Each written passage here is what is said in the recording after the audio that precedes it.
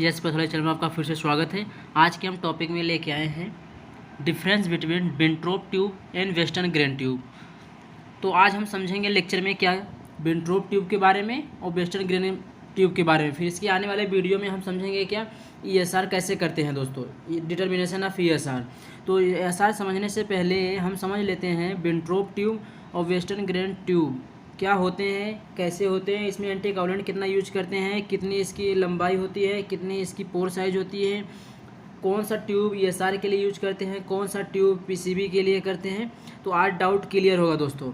तो हम आज देखेंगे विंट्रोप ट्यूब और वेस्टर्न ग्रेन ट्यूब में डिफरेंस क्या है, कि किसको हम विंट्रोप ट्यूब बोलेंगे और किसको हम वेस्टर्न ग्रेन ट्यूब बोलेंगे, और दोनों का नॉर्मल रेंज क्या होता है। अगर हम विंट्रोप मेथड द्वारा या वेस्टर्न ग्रेन ट्यूब द्वारा अगर हम ESR कर रहे हैं तो दोनों में डिफरेंस क्या है, उसकी नॉर्मल रेंज क्या है, तो उसके बारे में हम आज समझेंगे दोस्तों। पूरा एंड तक वीडियो देखना, आप लोगों को ज़रूर समझ में आएगा।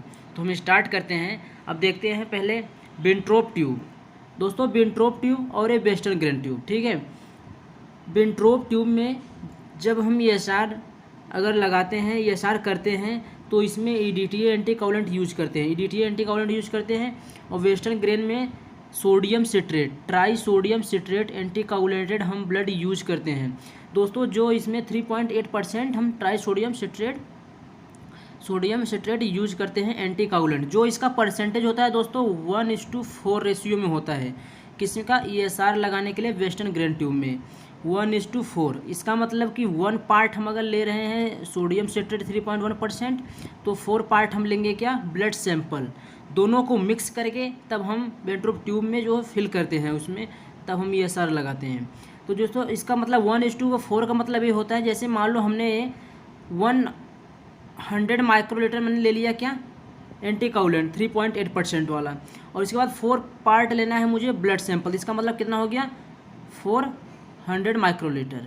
तो इसका मतलब ये हो गया, अगर हम 200 इसको ले रहे हैं तो इसको हम 800 ले लेंगे दोस्तों। यही हो 1:4। 1 क्या हो जाएगा हमारा एंटी कोगुलेंट 1 रेशियो में, और 4 में हमारा क्या हो जाएगा, ब्लड सैंपल। तो ये हो गया। और EDTA में क्या होता है दोस्तों, EDTA वाला जो हमारे ट्यूब आते हैं, EDTA ट्यूब में EDTA फुल फॉर्म होता है इथाइलिन डाइमाइन टेट्राएसिटिक एसिड दोस्तों। जो EDTA वाला ट्यूब हम जब ब्लड सैंपल लेते हैं CBC करने के लिए, उसी से विंट्रोप ट्यूब द्वारा ESR लग जाता है दोस्तों।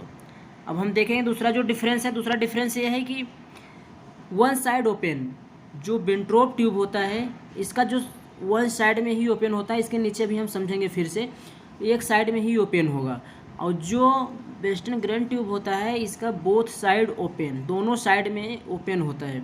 और इसकी हम साइज़ की बात करें, विंट्रोप ट्यूब की जो होती है 11 सेंटीमीटर होता है दोस्तों, और इसका जो वेस्टर्न ग्रेन का 30 सेंटीमीटर होता है। 11 सेंटीमीटर मीन्स वो 110 mm, और mm हो गया, और ये 30 सेंटीमीटर में 300 mm, तो इसकी साइज हो गया दोस्तों। फिर पोर साइज मतलब उसकी जो जैसे हमारा ट्यूब हो गया है, इसकी पोर साइज ये कितना रहता है, तो इसका पोर साइज 2.5 mm, और इसका 2.5 mm वेस्टर्न ग्रेन और विंट्रोप ट्यूब दोनों का होता है दोस्तों। जो विंट्रोप ट्यूब है, विंट्रोप ट्यूब से हम ESR और PCB दोनों हम डिटरमाइन कर सकते हैं, बट जो वेस्टर्न ग्रेन है, इससे हमारा क्या सिर्फ ओनली ESR ही लगता है दोस्तों।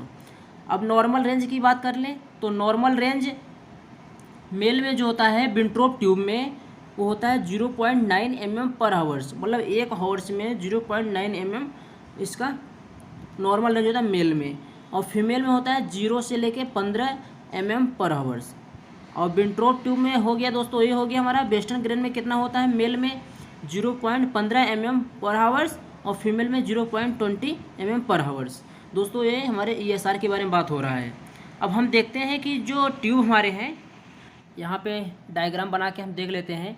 जैसे मान लो ये हमारा क्या हो गया, ये हमारा विंट्रोप ट्यूब हो गया। ये कौन सा ट्यूब, विंट्रोप ट्यूब। ये हमारा हो गया कौन सा, वेस्टर्न ग्रेन ट्यूब दोस्तों। ध्यान से देखते रहना। अभी आपको डिफरेंस में बताया गया था कि Wintrobe tube one side open होता है, तो दोस्तों यही वन साइड में ओपन है। यहाँ इस साइड में, एक साइड में क्लोज होता है, एक साइड में ओपन होता है, one and open Wintrobe tube में। और वेस्टर्न ग्रेन ट्यूब में बोथ साइड एंड जो होता है वो क्या होता है, ओपन होता है, दोनों साइड में ओपन होता है, इधर भी इधर भी।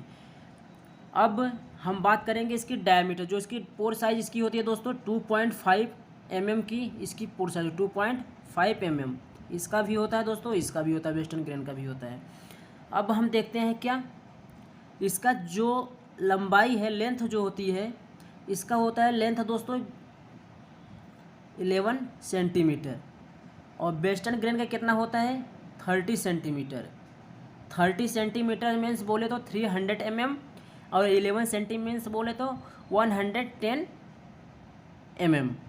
अब हम बात करते हैं किसका, इसकी लेबलिंग के बारे में कि इसकी रीडिंग कैसी होती है दोस्तों जो विंट्रोप ट्यूब है, अभी आपने डिफरेंस में देखा कि ESR PCB के लिए दोनों लिए करते हैं, लेकिन इसमें ही वैल्यू जो ESR के लिए करते हैं उसकी वैल्यू अलग एक साइड में लिखा हुआ रहता है, और PCB के लिए अलग रहता है। दोस्तों PCB का जो रेंज होता है वो परसेंटेज में होता है, यहाँ 0 से लेकर के 100 तक परसेंटेज रहता है दोस्तों, यहाँ से लोअर से लेके अपर तक PCB के लिए परसेंटेज में होता है, और ESR के लिए 0 से लेकर 10 तक होता है, जो वो हमारा जो होता है सेंटीमीटर में होता है दोस्तों, और इसके बीच में से लाइनिंग बनी हुई तो वो हमारे है दोस्तों।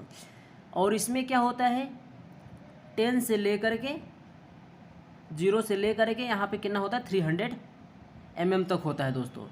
तो आई होप आप लोगों को समझ आएगा, नहीं समझ आया तो कमेंट बॉक्स में कमेंट करके पूछना।